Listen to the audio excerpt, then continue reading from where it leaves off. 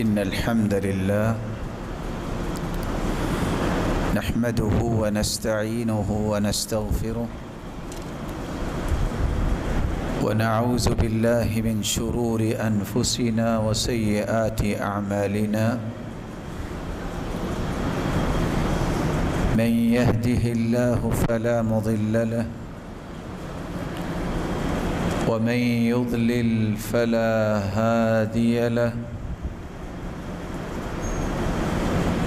وأشهد أن لا إله إلا الله وحده لا شريك له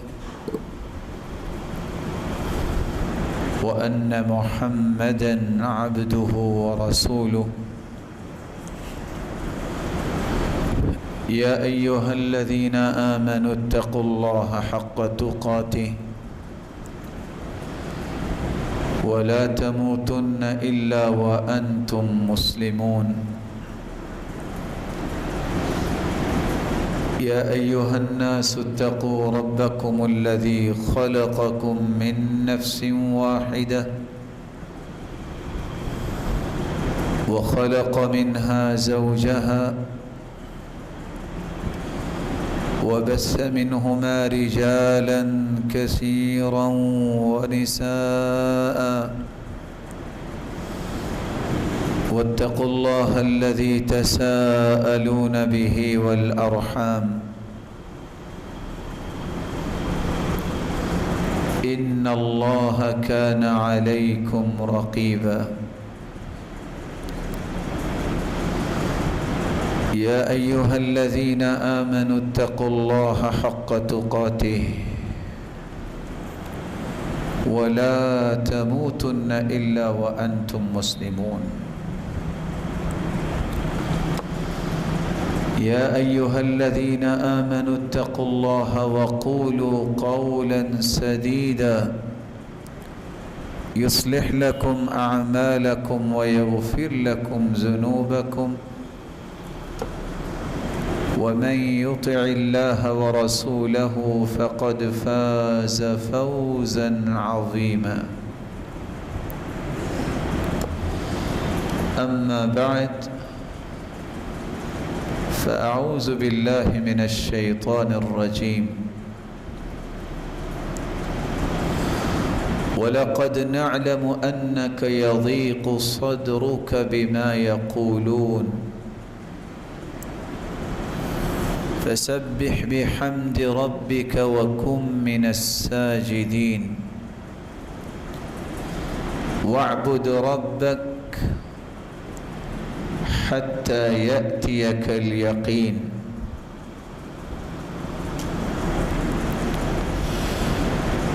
اللہ ذوالجلال ہم سب کے خالق و مالک ہیں،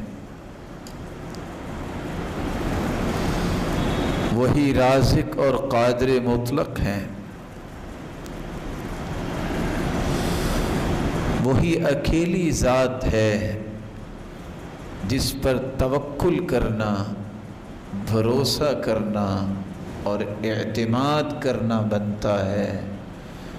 اس کے سوا کوئی ذات ہے ہی نہیں کہ جس پر انسان توکل اور بھروسہ اور اعتماد و یقین کرے اور وہ ہستی اس کے اعتماد اور یقین کو پورا کرے۔ اللہ ذوالجلال نے اپنے پیغمبر کو ایک خوبصورت زندگی بنانے کا اصول سمجھایا ہے اور اپنے پیغمبر کے ذریعے اپنی مخلوق کو سمجھایا ہے، اور وہ اصول یہ ہے، زندگی کا سفر طے کرتے ہوئے کچھ لوگ آپ کو گالیاں دیتے ہیں، کچھ آپ کو تکلیفیں دیتے ہیں، اس کی آواز اونچی ہو سکتی ہے، کچھ لوگ تانے دے کے پریشان کرتے ہیں، فرمایا وَلَقَدْ نَعْلَمُ أَنَّكَ يَضِيقُ صَدْرُكَ بِمَا يَقُولُونَ، میرے محبوب ہم جانتے ہیں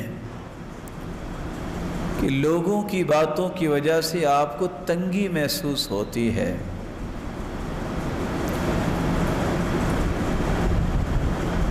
اس تنگی اور پریشانی کی وجہ سے اگر کوئی دکھ آپ کو پہنچتا ہے تو اس کو زائل کرنے کا طریقہ کیا ہے؟ فَسَبِّحْ بِحَمْدِ رَبِّكَ، تم اپنے رب کی پاکیزگی کو بیان کرو، اللہ ذوالجلال ان تمام طعنوں سے تمہیں پاک کر دیں گے۔ وَقُمْ مِنَ السَّاجِدِينَ، تم اللہ کے سامنے سجدہ ریز ہو جاؤ، لوگوں کے سامنے نہیں، لوگوں کے رب کے سامنے تم سجدہ ریز ہو جاؤ۔ جتنے لوگ ہیں ان کے دلوں میں محبت تیرا رب تیری پیدا کر دے۔ وَاعْبُدْ رَبَّكَ حَتَّى يَأْتِيَكَ الْيَقِينُ،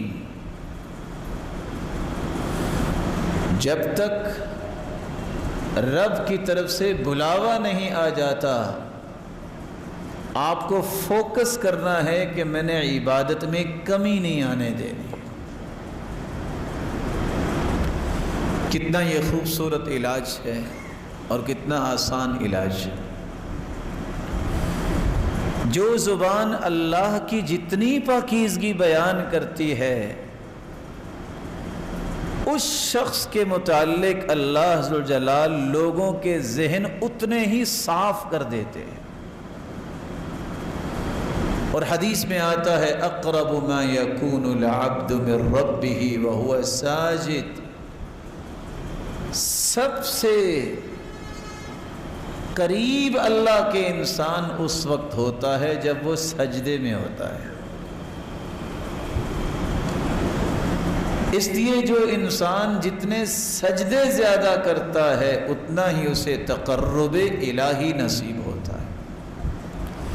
ایک ہے فرض نماز کے سجدے، ایک ہے سنت اور نوافل کے سجدے۔ کبھی اکیلا سجدہ بھی کرنا چاہیے رب کو راضی کرنے کے لیے، رب کی نعمتوں کو یاد کر کے۔ کسی خوشی کے ملنے پہ اللہ کے رسول کا طریقہ مبارک تھا، كان اذا اتاه امر يسر به خر ساجدا لله، آپ کو جب بھی خوشی ملتی آپ فوراً اللہ کے سامنے سجدہ ریز ہو جاتے۔ ابن حبیرہ بیان کرتے ہیں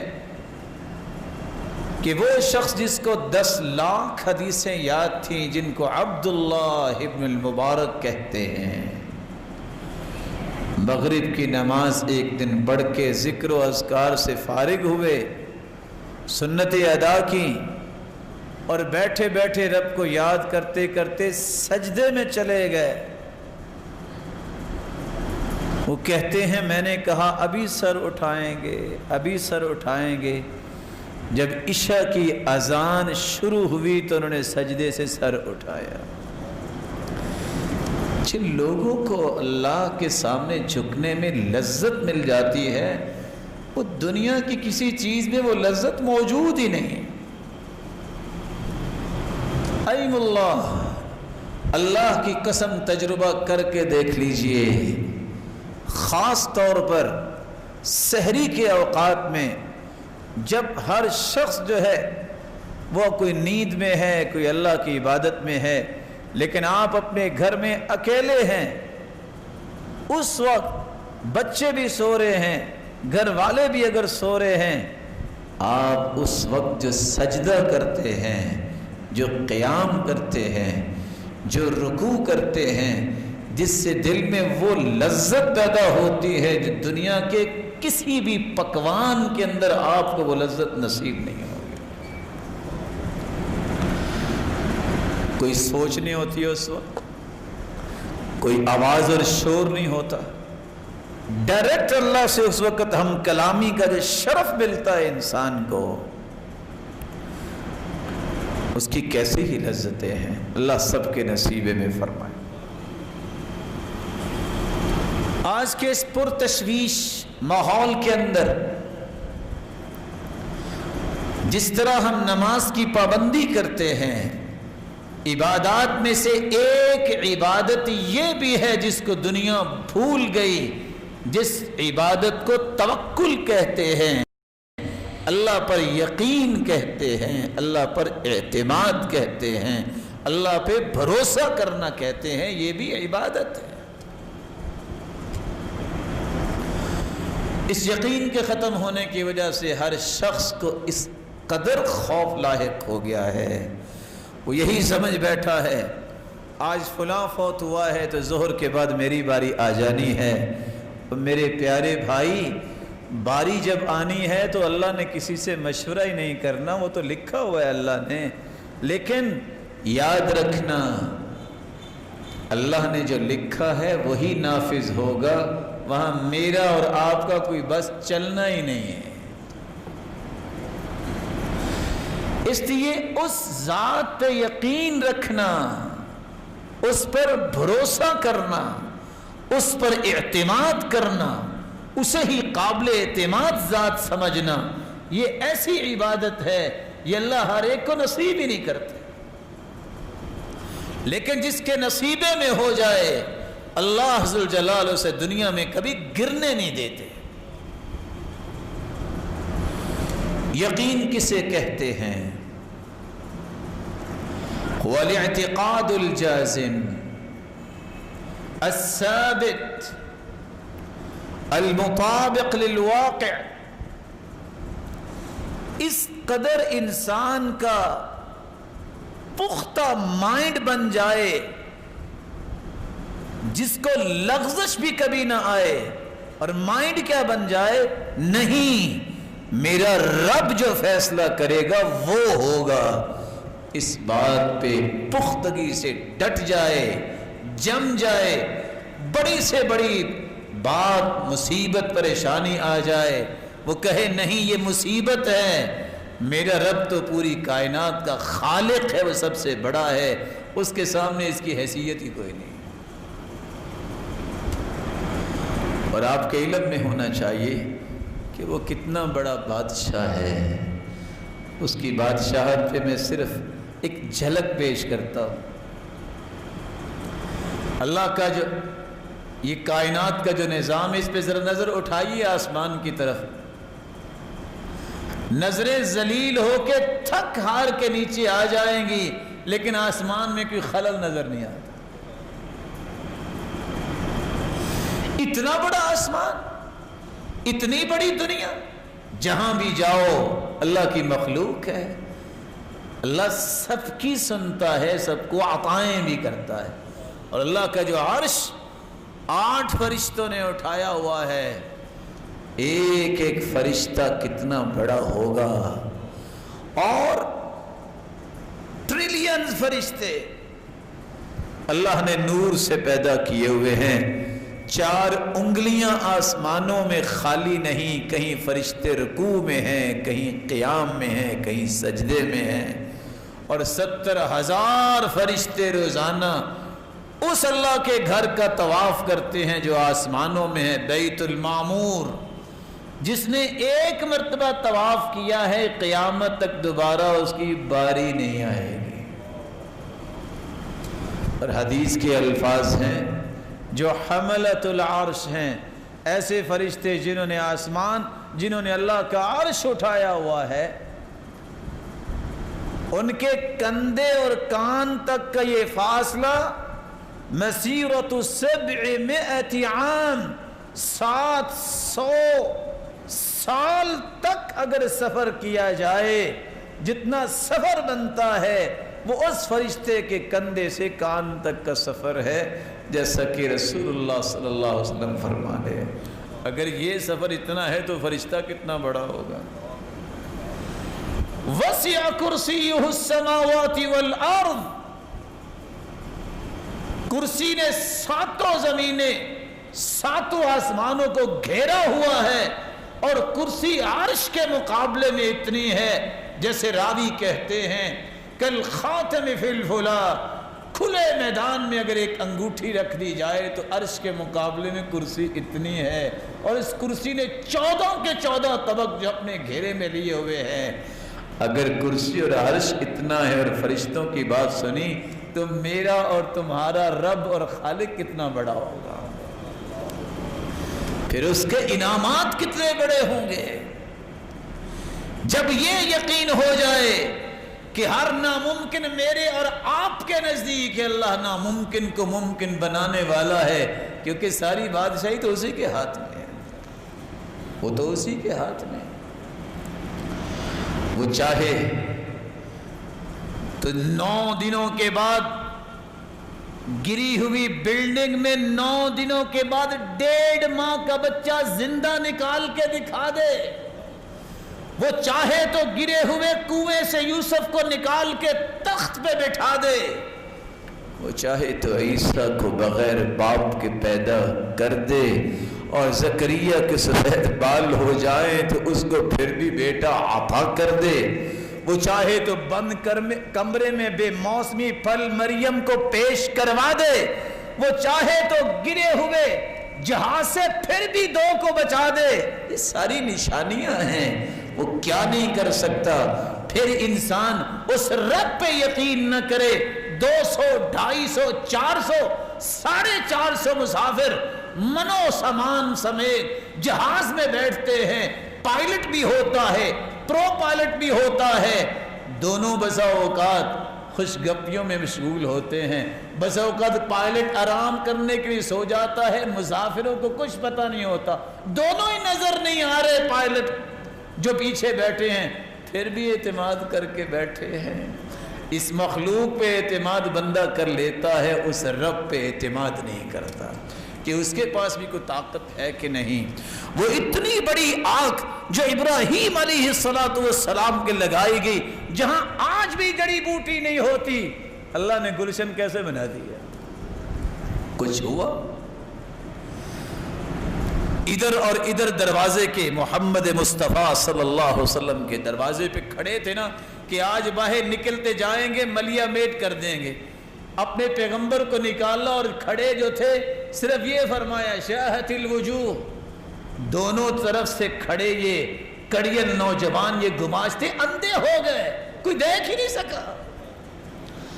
اس پہ یقین کرنا ضروری ہے، اس لیے اہل ایمان کا وصف اللہ نے بیان کیا ہے۔ ایمان کی تکمیل یقین کے بغیر ہوتی نہیں ہے۔ ہو بندہ مومن اور اللہ پہ بھروسہ نہ ہو، اس کا ایمان مکمل نہیں ہوتا۔ انما المؤمنون الذين آمنوا بالله ورسوله ثم لم يرتابوا وجاهدوا بأموالهم وأنفسهم في سبيل الله أولئك هم الصادقون۔ سچے مومن ہیں ہی وہ جن کا اللہ پہ یقین بن جاتا ہے، پھر کبھی شک میں مبتلا نہیں ہوتے، کہتے ہیں جو رب نے کہہ دیا ہے نا ہونا وہی ہے۔ ساری دنیا ایک طرف بات کہہ رہی ہو، اللہ کی رسول ایک پر اور اس کے پیغمبر کی بات ایک طرف ہو، سچی بات وہی ہوگی جو اللہ اور اس کے رسول کی۔ قرآن مجید کی جب یہ آیت اتری الف لام میم غلبت الروم فی ادنى الارض وهم من بعد غلبهم سيغلبون فی بضع سنین، رومی ان پہ غلبہ ہو گیا، عیسائی جو ہے وہ بری طرح ان کو ختم کیا گیا۔ جب یہ آیت نازل ہوئی سیدنا ابو بکر صدیق رضی اللہ تعالیٰ عنہ اور امیہ کی بات ہوگی۔ امیہ کافروں میں اپنے آپ کو سردار سمجھتا تھا، لو جی شرط لگ گئے۔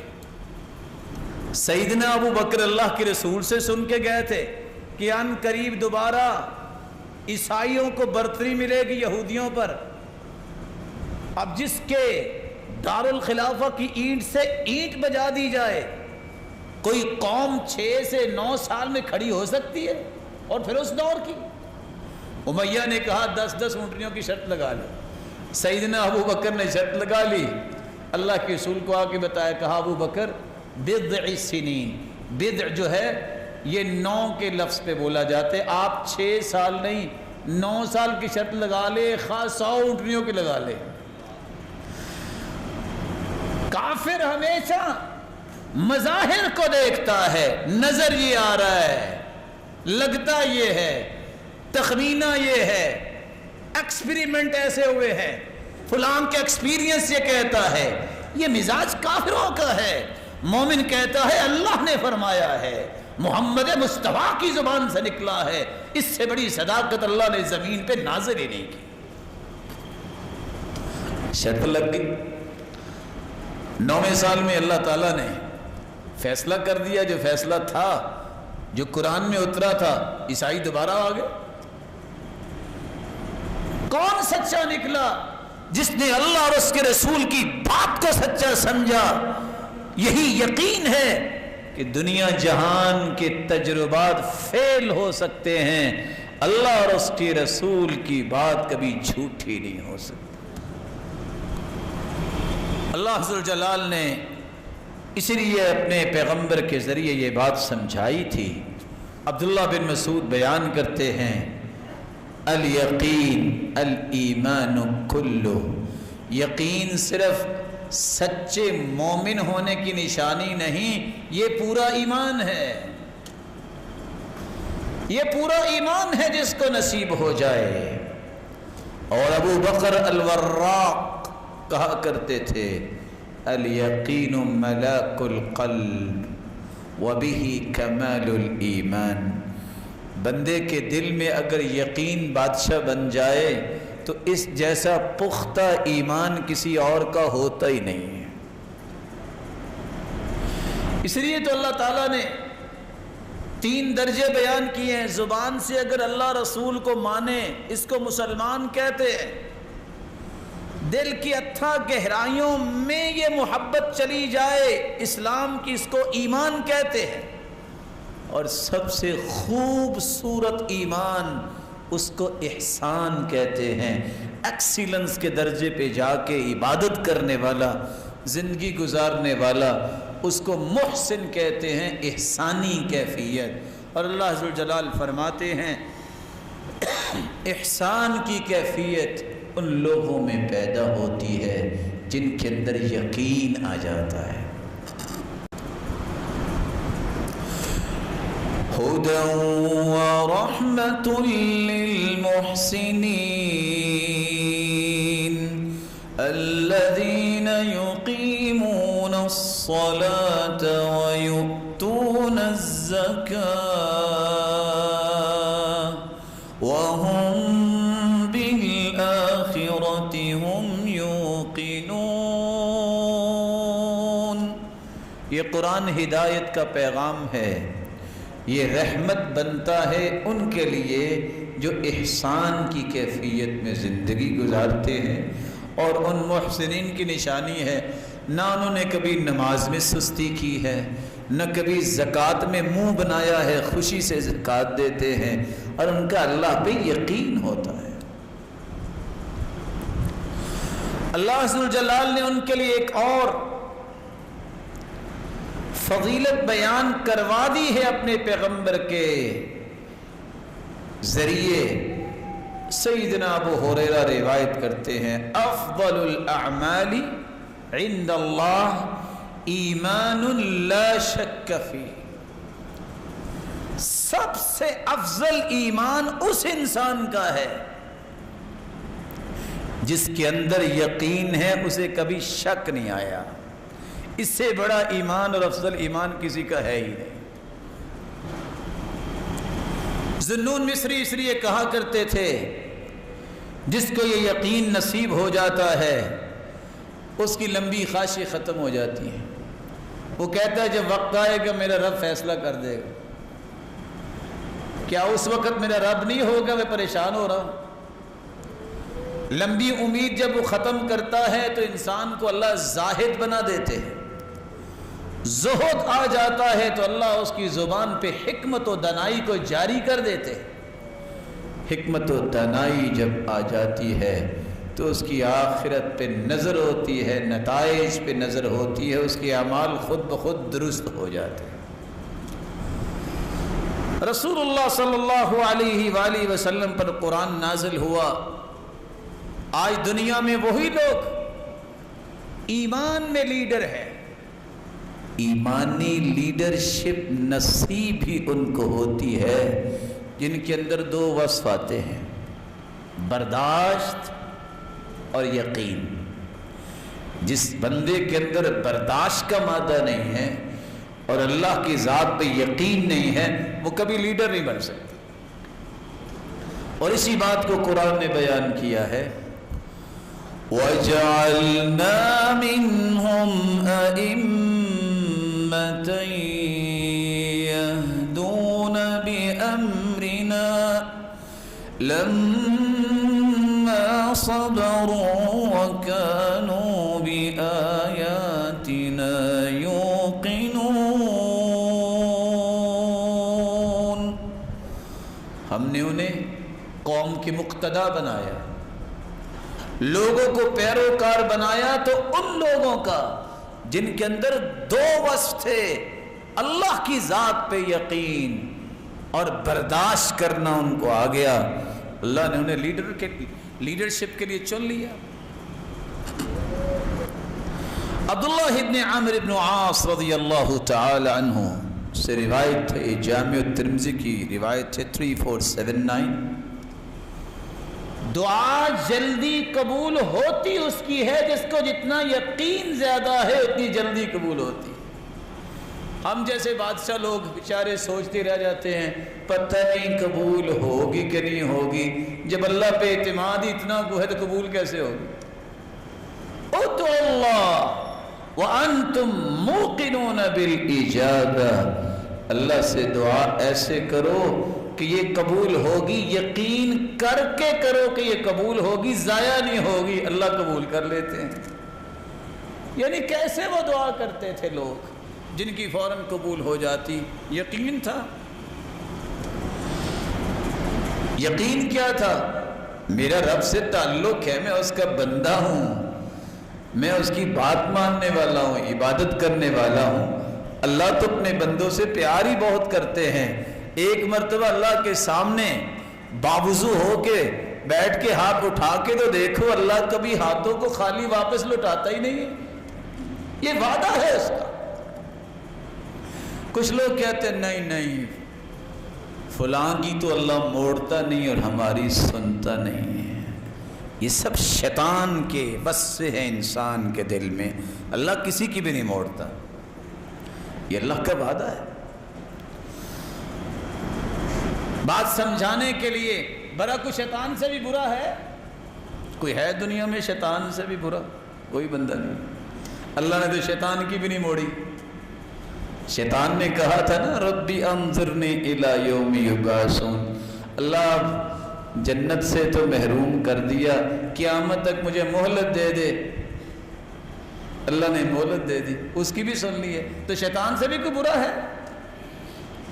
اگر شیطان کی اللہ نے نہیں موڑی تو میرے بھائی جو رحمان کے سامنے سجدہ ریز ہونے والا ہے، اللہ اس کو کیسے موڑے گا؟ اس پہ یقین کیجئے، اس یقین کو ختم نہ کیجئے. اللہ عز و جلال کے پیارے پیغمبر نے فرمایا، سیدنا معاذ روایت کرتے ہیں، سلسلہ صحیحہ کی روایت ہے 2278، ما من نفس تموت وهي تشهد ان لا اله الا الله یرجع ذلك الى قلب موقن. جو بندہ یقین کے ساتھ مرتے وقت یہ پڑھ لیتا ہے لا الہ الا اللہ یقین کے ساتھ، یہ یقین اسے فائدہ کیا دے گا؟ ادھر آنکھیں بند ہوں گی، سارے گناہ بھی معاف اور جنتی مہمان بن جائے گا. یقین کی شان ہے. اور قبر کے اندر بھی یقین ہی کام آئے گا. حدیث کے الفاظ صحیح بخاری کی روایت ہے 86، وہاں دو لوگوں کا تذکرہ ہے.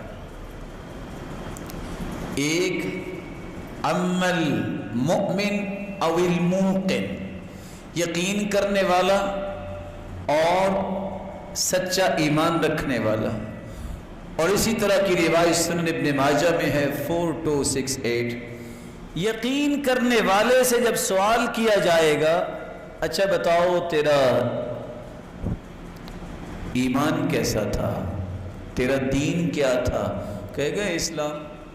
اور یقین کرنے والا چونکہ عمل کرتا ہے، حدیث کے الفاظ ہیں جب فرشتے سوال کرنے آئیں گے تو سر کی طرف سے آئیں گے نا، نماز کہے گی پیچھے رہو، اس کو آرام کرنے دو، ساری زندگی تو یہ عبادت میں لگا رہا، کام ہی کرتا رہا. دائیں طرف سے آنے لگیں گے زکوٰۃ آ جائے گی، پیچھے رہو، اس کو سوال نہ کرنا. بائیں طرف سے آئیں گے فرشتے، صدقہ آ جائے گا. پاؤں کی طرف سے آنے لگیں گے نیکیاں، وہ آ جائیں گی، پیچھے رہو. پھر اللہ کے حکم سے بھی اللہ نے ہمیں بھجوایا ہے. اور سوال 3 ہوں گے. ایمان، اچھا دین کیا ہے آپ کا، نبی کے بارے میں آپ کیا کہتے ہیں، اور یہ بتائیے رب کون ہے. تو تینوں کے جواب دے گا ربی اللہ، میرا رب اللہ ہے. نبی محمد، میں ساری زندگی اپنا قائد اعظم اس کو مانا، اس ہستی کو جس جیسی ہستی اللہ نے زمین پہ بھیجی ہی رہی. میرا دین دین اسلام ہے. فرشتے سوال کریں گے اچھا یہ بتاؤ کہ تمہیں پتہ کیسے چل گیا. 3 ہی سوال اور 3 ہی جواب. قرأت القرآن وعملت بما فيه وصدقت به، میں نے قرآن پڑھا، اس کے مطابق عمل کیا، اور میں نے کہا جو میرے رب نے کہا ہے سچ کہا ہے. یہ عمل تھا جس سے یقین پیدا ہوتا ہے. قرآن پڑھے نا تو یقین کیسے پیدا ہوگا، عمل ہو نا تو یقین کیسے پیدا ہوگا. پھر وہ فرشتے اتنی بات جب کرتے ہیں تو آسمان سے آواز آتی ہے ان صدق عبدی، اور میرے بندے نے سچ کہا ہے. فرشتوں فافرشوا له فراش الجنہ، یہ 3 چادروں میں سے چھوڑ کے چلے گئے ہیں. یہ تو اچھے اچھے لباس بھی پہنتا ہوگا، اس کو جنتی لباس فوراً پہنا دو. وَأَفْرِشُوا لَهُ فِرَاشَ الْجَنَّةِ، یہ زمین پہ لٹا کے اس کو چلے گئے، کیونکہ سنت یہ ہے کہ زمین پہ لٹائے، نیچے کوئی مسلح کوئی چیز نہیں بچھانی چاہیے. میڈیکلی بھی آج ڈاکٹرز کہتے ہیں اگر نیچے کوئی چیز بچھائے تو جسم گل جاتا ہے. منہا خلقناکم وفیہا نعیدکم، مٹی سے انسان پیدا ہوا ہے، اس کو مٹی پہ لٹانا چاہیے. پھر حفاظت اللہ کرتے ہیں جو نیک لوگ ہوتے ہیں. انبیاء کے بارے میں حدیث کہتی ہے ان اللہ حرم علی الارض ان تأکل اجساد الانبیاء، اللہ نے زمین پر حرام قرار دے دیا ہے وہ انبیاء کے جسموں کا نقصان نہیں کر سکتے. اور نیک لوگوں کی بھی اللہ حفاظت فرماتے. یہ چھوٹی سی قبر میں بند کوٹری میں چھوڑ کے چلے گئے. وَافْتَحُوا لَهُ بَابًا إِلَى الْجَنَّةِ، جنت کا دروازہ کھول دو، جنت کی خوشبوئیں بھی اس طرف آئیں، اس کی ہوائیں بھی آئیں. کتنا کھول دو قبر کو جو مجھے اور آپ کو اتنی نظر آتی ہے. مد بصری، جہاں تک انسان کی نظر جاتی ہے اللہ اس یقین کرنے والے کی قبر کو کھول دیتے ہیں. آگے حدیث کے الفاظ ہیں وَأَمَّا الْمُنَافِقُ أَوْ الْمُرْتَابُ، جو شک کرنے والا ہے اللہ کے وعدے اور دین اور رسول اور قرآن اور آخرت کے بارے میں، ایسا شک کرنے والا منافق، اس سے بھی 3 سوال ہوتے ہیں، جواب ہی نہیں دے پاتا. اور فرشتے خود کہتے ہیں لا دریت ولا تلیت، نہ تو نے قرآن پڑھا نہ سمجھا، تجھے جواب کیسے آنے تھے. آواز آتی ہے ان کذب عبدی، یہ جھوٹ بول رہا ہے، اس نے سنا تھا زندگی میں رب کون ہے، رسول کون ہے، دین کیا ہے. اس کو 3 چادروں میں تو چھوڑ گئے، یہ اس کے بھی لائق نہیں ہے. البسوہ لباس النار، جہنم کی آگ کا لباس اسے پہنا دو. وَأَفْرِشُوا لَهُ فِرَاشَ النَّارِ، زمین ٹھنڈی ہے، اس سے تو سکون ملتا ہے، اس کے نیچے جہنم کے انگارے بچھا دو، یہ اس لائق نہیں ہے کہ اس کو ٹھنڈی زمین پہ لٹایا جائے۔ فَيُضَيَّقُ عَلَيْهِ قَبْرُهُ، اور اس کی قبر کو بھی اس طرح ملا دیا جاتا ہے، کس طرح تنگ کر دی جاتی ہے، حَتَّى تَخْتَلِفَ أَضْلَاعُهُ، اس کی ہڈیاں ایک دوسرے کے اندر چلی جاتی۔ اللہ عز و جلال ہمیں محفوظ فرمائے اور اپنی ذات پہ یقین نصیب فرمائے۔ رسول اللہ صلی اللہ علیہ وسلم نے فرمایا، یہ صحیح بخاری کی روایت ہے 6306، یقین اگر ہو جائے نا تو 24 گھنٹے زمین پہ چلنے والا انسان جب بھی گرے گا موت آئے گی جنت میں جائے گا۔ 24 گھنٹے کی ضمانت ملتی ہے یقین کی وجہ سے۔ ضمانت کیسی ہے اور کیا ہے؟ صحیح بخاری کی روایت ہے، جو بندہ یقین کر کے یہ کلمات صبح پڑھ لے۔ کون سے کلمات؟ جس کو سید الاستغفار کہتے ہیں۔ اللہم انت ربی لا الہ الا انت خلقتنی وانا عبدک وانا علی عہدک ووعدک ما استطعت اعوذ بک من شر ما صنعت ابوء لک بنعمتک علی وابوء بذنبی فاغفر لی فإنه لا يغفر الذنوب الا انت۔ اتنے کلمات یقین کر کے کوئی پڑھ لے صبح، فمات قبل ان یمسی، شام ہونے سے پہلے پہلے موت آ جائے، وہو من اہل الجنہ، یہ جنتی ہوگا۔ شام کو پڑھ لے، فمات قبل ان یصبح، صبح ہونے سے پہلے فوت ہو جائے، فہو من اہل الجنہ، یہ جنتی ہے۔ صحیح بخاری سے بڑھ کے قرآن مجید کے بعد کوئی اوتھینٹک کتاب دنیا میں آج تک نہیں آئی۔ اصح الکتب بعد کتاب اللہ العزیز، قرآن کے بعد صحیح بخاری سے بڑھ کے کوئی کتاب صحیح نہیں۔ صحیح بخاری کی یہ روایت بتاتی ہے میں اور آپ 24 گھنٹے جنت کی ضمانت لے سکتے ہیں، گنتی کے 2 منٹ صبح اور 2 منٹ شام یہ دعا پڑھ لے تو آپ اللہ کی رحمت پہ یقین کیجئے، وہ آپ کو جنت کی ضمانت میں ہی رکھیں گے۔ یقین، اس کی نشانی کیا ہے؟ کیسے پتہ چلے گا کہ یقین آ گیا ہے؟ قلت مخالطۃ الناس فی العشرہ، فیروز آبادی کہتے ہیں جس کو اللہ پہ یقین ہو جاتا ہے وہ پھر لوگوں کے ساتھ مخالطت کثرت سے نہیں کرتا کہ یہ بیلی بنے گا تو میرا کام ہوگا، اس سے تعلق بنے گا تو کام ہوگا، کہتا ہے کام اس نے کرنا ہے، اس کو پھر اس کی ہی پرواہ رہتی ہے، کسی کی پرواہ نہیں رہتی۔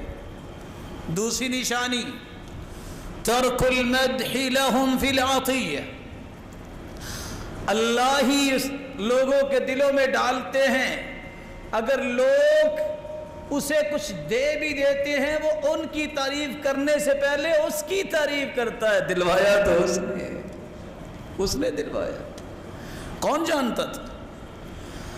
تیسری نشانی التنزہ عن ذمہم عند المنع، اگر دنیا کے اندر کوئی اس سے اچھا سلوک نہیں کرتا تو ان کی مذمت نہیں کرتا، کہتے اللہ کو منظور نہیں ہوگا، اس کی کیا ہے، اس کو میں نے کچھ نہیں کہنا، معاف کر دیتا۔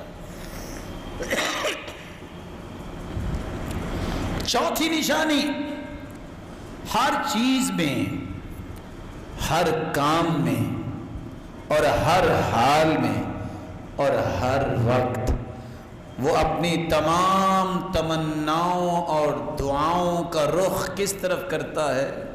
اللہ کی طرف۔ یہ یقین کی نشانی ہے۔ اللہ ہم سب کے اندر یہ نشانیاں پیدا فرمائے۔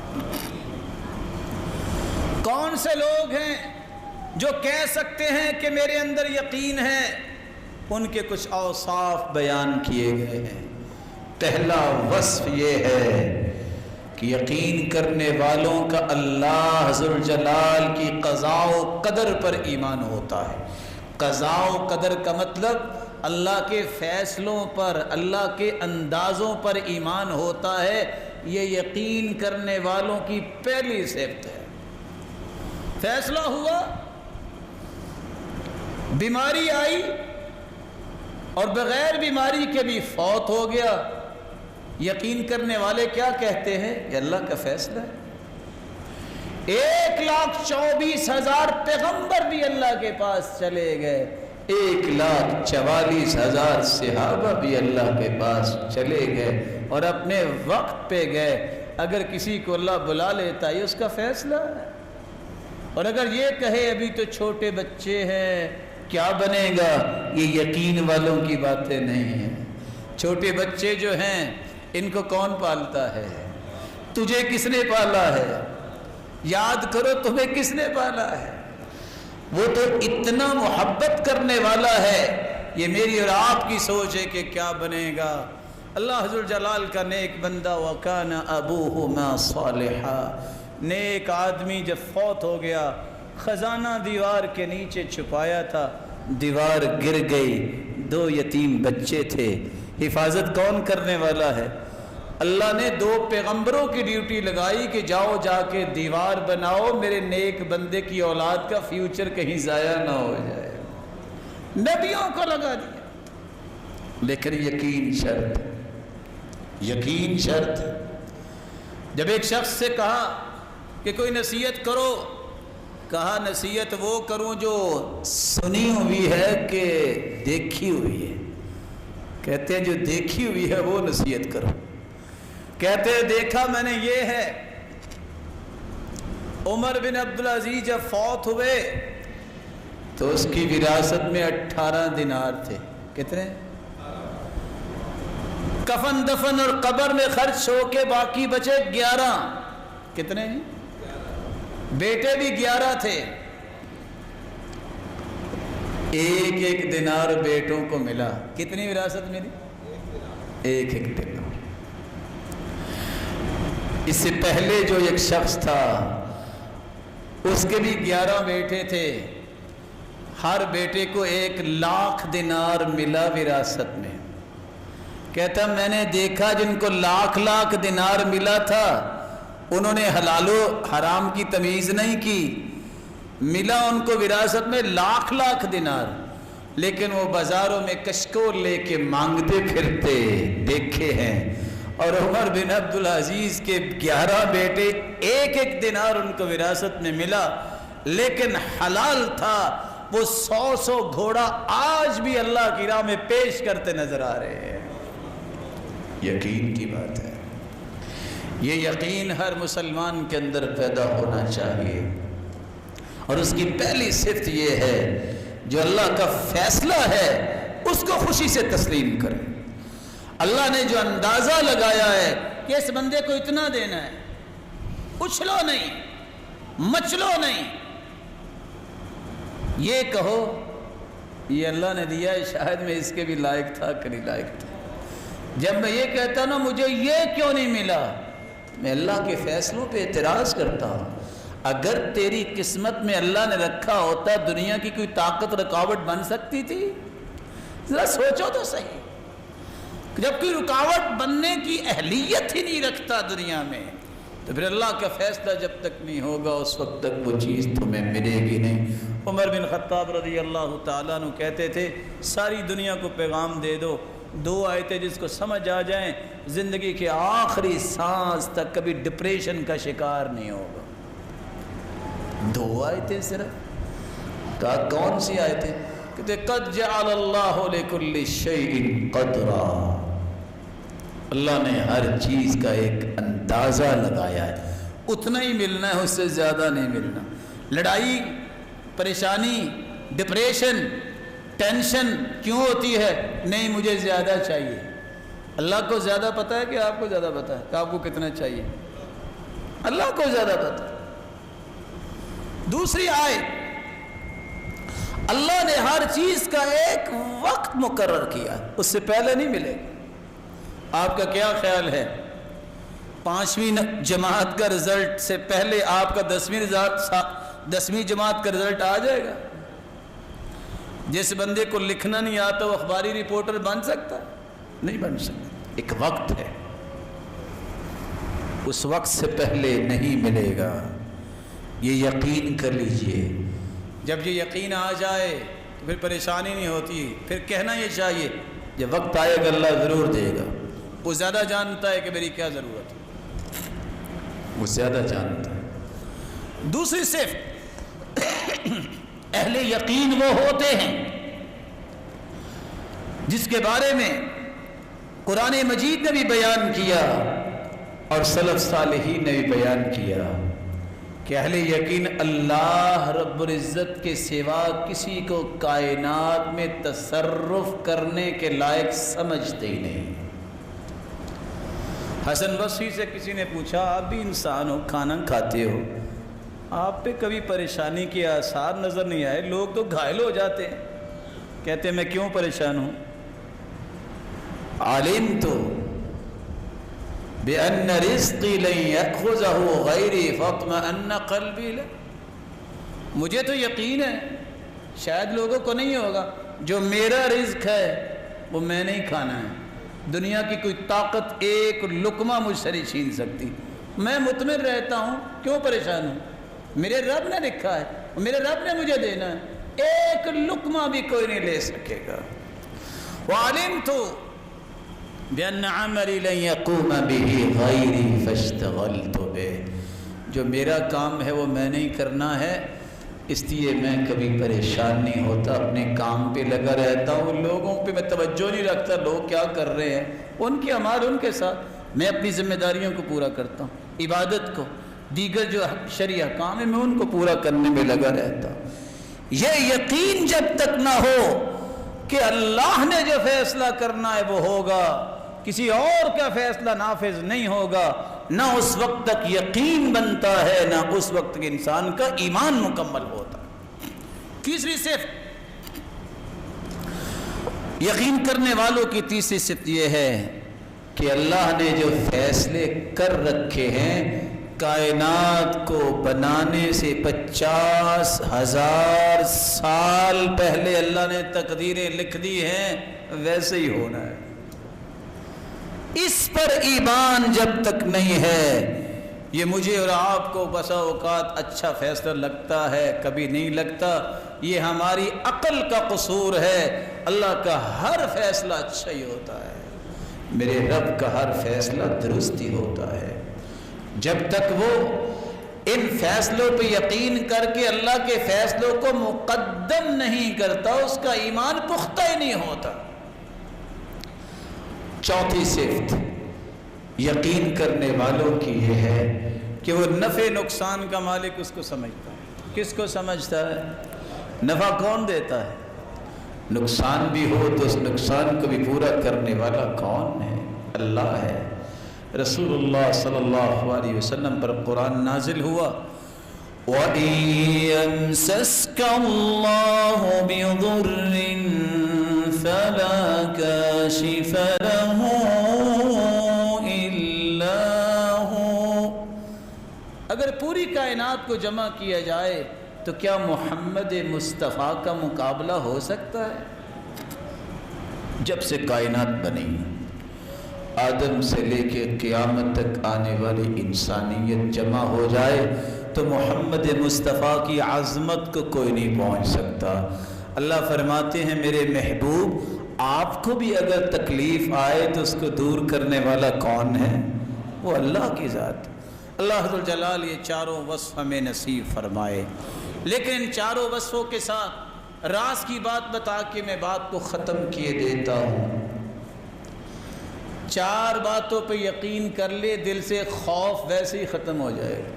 یہ جو ہم کہتے ہیں نا بس موت آئے کہ نہیں آئی، نہ جانے کب آنی ہے. ہم سوچتے ہیں میں بیمار ہوں گا، اچانک لوگ ہاسپٹل لے کے جائیں گے، پھر ڈاکٹر کہیں گے کہ گھر لے جو اس کو جواب ہو گیا، پھر موت آئے گی. اچھا تو چلتے چلتے اللہ روح نہیں کھینچ سکتے؟ بولتے بولتے انسان کی زبان اللہ بند نہیں کر سکتے؟ یہ تخمینے اور یہ باتیں کہاں سے سوچتے ہیں آپ؟ چار باتوں پہ یقین کر لیجئے. سب سے پہلی بات میرے بھائی، इन्नहु लन तमूत नफ्सुन हत्ता तस्तकमिल रिज़्क़हा। सही तरगीब की रिवायत है 1702। जो लुक़मा, जो पानी का कतरा मैं और आप लिखवा के आए हैं, हमारी पैदाइश के 5 माह पहले ये सब कुछ तय कर दिया गया था। जब तक हर जान अपने खुराक का आखिरी लुकमा और आखिरी कतरा खा पी नहीं लेगी, उसको मौत नहीं आएगी। ये कौन कह रहे हैं? जिससे सच्ची जुबान अल्लाह ने किसी को अता नहीं की। दूसरा यकीन कर लीजिए, जो वक्त तय है ना, कभी उससे 1 सेकंड पहले आपको मौत नहीं आएगी। फ़इज़ा जाअ अजलुहुम फ़ला यस्तअख़िरून साअतन वला यस्तक़दिमून। एक पल भी पहले आपको मौत नहीं आएगी, वक्त मुकर्रर पे आएगी। तीसरा यकीन, अल्लाह ज़ुल जलाल ने जगह भी मुकर्रर की है, इसको कहाँ मौत आनी है। जगह भी मुकर्रर है, इसको कहाँ मौत आनी है। सारी ज़िंदगी खालिद बिन वलीद मैदानों में रहे और वो कहते हैं, खालिद इब्न वलीद व मा फी जसदी शिब्रुन इल्ला व फीही दरबतुन बिसैफिन औ रम्यतुन बिसहम। एक बलिश्त, इतनी जगह भी मेरे जिस्म में खाली नहीं जहाँ तलवार और तीर का निशान ना हो। सारी जिंदगी लड़ाइयाँ की हैं दीन को बुलंद करने के लिए। खालिद बिन वलीद ने शहादत मांगते रहे हैं, मौत इनके आगे आगे रही है, ये पीछे पीछे रहे हैं, लेकिन मौत आई भी है तो कहाँ 4 रुपये पे घर लेटे हो गए। और साथ वो कहा करते थे, जाओ मेरा पैगाम दे दो। वला नामत उयूनुल जुबना, और बुज़दिलों को नींद नहीं आती, उनको मेरा पैगाम पहुँचा दो।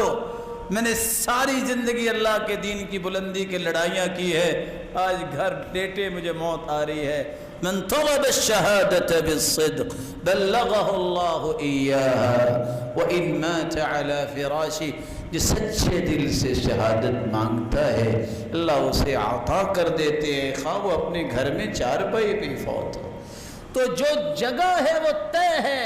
हदीस में आता है, अल्लाह ज़ुल जलाल ने जहाँ उसको मौत देनी होती है वहाँ उसकी कोई ज़रूरत रख देते हैं। फिर सबब भी तय है, इसको हिचकी आएगी फौत होगा, ये बैठा बैठा अचानक फौत होगा, ये सोया सोया उठेगा नहीं, इसको बीमारी होगी, इसको कुछ भी नहीं होगा, सबब भी तय है। रसूलुल्लाह सल्लल्लाहु अलैहि वसल्लम ने फरमाया, इज़ा क़ज़ल्लाहु मीतत अब्दिन बिअर्ज़िन जअल लहू इलैहा हाजतन। अल्लाह ज़ुल जलाल जब किसी को मौत देना चाहते हैं, जिस जगह देनी हो उस जगह पहुँचा देते हैं, जिस सबब से आनी हो वो सबब पैदा हो जाता है। इमाम औज़ाई कहते हैं, एक शख्स ने सारी ज़िंदगी मछली नहीं खाई, कहता है मुझे डर है कि कहीं कांटा ना मुझे चुभ जाए। साथियों ने मजबूर किया, पहले दिन मछली खाई, कांटा चुभा, वहीं फौत हो गए। अल्लाह का फैसला। ताज्जुब की बात है, किस तरह 43 साल तक हज के लिए पैसा जमा करने वाली इंडियन औरत जब वहां पहुंची है, खुशी में आके सजदे में चली गई कि अल्लाह ने हज के लिए बुला लिया है, और सजदे में पड़ी फौत होगी या उठी नहीं। अल्लाह ज़ुल जलाल, सबब तय है, जगह तय है, वक्त तय है, और ये भी तय है कि ये खा के ही फौत होना है। जब ये सारी चीज़ें तय हैं तो परेशानी क्या है? मुस्कराते जाने की तैयारी करो। तैयारी क्या है? नमाजों की पाबंदी, तौहीद को खालिस करना, बड़ों का एहतराम, छोटों पे शफकत, खैर खाही मुसलमानों के लिए मांगो और करो, ये काम करो। जब जाओ तो मुस्कराते जाओ, जाना है तो फिर भी किसके पास जाना है? वो एक देहाती था ना, तो देहाती को लोगों ने बड़ा डराया, कब्र भी होगी, हशर भी होगा। कहता है मैं नमाज तो पढ़ता ही हूँ आगे, लेकिन यार एक बात तो बताओ, वैसे जाना किधर है? कहते हैं अल्लाह के पास। कहता है फिर खैर है, وہ بڑا رحمان رحیم ہے۔ دنیا جہان کے سارے رشتہ دار مل جائیں تو اتنی محبت تمہیں نہیں دے سکتے، ساری دنیا بھی مل جائے تو نہیں دے سکتی جتنا تمہارا رب تمہیں عزت اور تمہیں محبت سے نوازے گا۔ وآخر دعوانا الحمدللہ الحمدللہ علی احسانہ والشکر لہ علی توفیقہ وامتنانہ، اما بعد۔ اللہ پر یقین یہ سچے مومنوں کی نشانی ہے، اور جس کو یقین مل جاتا ہے اس کو سمجھ لو کہ اللہ کی رحمت مل گئی، اور جو یقین سے محروم ہے وہ دنیا کے ہر غم اس کو چمٹ جاتے ہیں۔ یقین ایسا ہے جو انسان کے دل سے خوف کو دور کرتا ہے۔ یقین نہ ہو تو ہر وقت پریشانی انسان کے دل میں رہتی ہے۔ یقین کر لیجئے کہ تمہارا رب تمہیں ضائع نہیں کرے گا، تمہارے رب کے وعدے سچے ہیں، اور تمہارے رب نے جو پیغمبر بھیجا ہے اس کی باتیں سچی ہیں۔ اور وہ باتیں کیا ہیں کہ مسلمانوں تم اللہ کے سامنے جھکتے رہو گے تو اللہ تمہیں ضائع نہیں کرے گا۔ میری اللہ سے دعا ہے یہ جتنے روشن چہرے بیٹھے ہیں ہر قسم کی وبا اور بیماری اور مصیبتوں سے سب کو محفوظ فرمائے، اور اللہ عز و جلال جو بھی بیمار ہیں روحانی یا نفسیاتی یا جسمانی ان کو شفا یاب کر دے، اور جو دنیا سے رخصت ہو گئے ان کو کروڑہ رحمتوں سے نواز دیں، اور ان کی آخرت کو بہتر فرما دے۔ اور اللہ عز و جلال جس طرح اس تیرے گھر میں سب جمع ہیں سب کو جنت الفردوس میں جمع فرما دے اور اپنے دیدار کا مستحق بنائے۔ بہت ضروری بات، یقین کرنا یہ ایمان کی نشانی ہے، لیکن اس کا قطعاً یہ معنی نہ سمجھیے گا کہ اللہ کے رسول نے جو احتیاطات بتائی ہیں اس کو قبول کرنے میں ضد کرنے والا اللہ کو بہت ہی ناپسند ہے۔ سنت ہے کہ احتیاط کرو، فرق کیا پڑے گا؟ یہ بات بھی سمجھیے۔ یقین میرا یہ ہے کہ فیصلہ اللہ کا ہونا ہے، احتیاط میں اس لیے کروں گا کہ اللہ کے رسول نے بھی کی ہے۔ میں کچھ زیادہ متقی ہوں، میرا کو رب پہ زیادہ توکل ہے، کائنات کا سب سے بڑا یقین کرنے والے اور توکل کرنے والی ہستی محمد الرسول اللہ صلی اللہ علیہ وسلم بھی زرہ پہن کے میدان میں آئے ہیں۔ انہوں نے بھی کہا ہے اونٹنی کی ٹانگ باندھو پھر توکل کرنا، تو میں ان سے زیادہ متقی ہوں۔ اس لیے ڈاکٹرز اگر کوئی آپ کو احتیاط کی بات کہتے ہیں ضد نہ کیا کرو، بات مانا کرو۔ ذمہ دار کوئی بات کہتا ہے تو ہٹ درمی نہ کیا کرو، بات مان لیا کرو۔ یہ بھی سنت ہے کہ تمہارا کوئی ذمہ دار بات کرتا ہے اس کی بات کو سنو، مانو۔ اگر تو ہم دین میں سچے ہیں تو ہمیں اللہ پہ یقین بھی کرنا ہوگا، اور اس کے ساتھ سنت سمجھتے ہوئے ان احتیاطات کو بھی اختیار کرنا ہوگا۔ مالک الملک آپ سب کی حفاظت فرمائے۔ وآخر دعوانا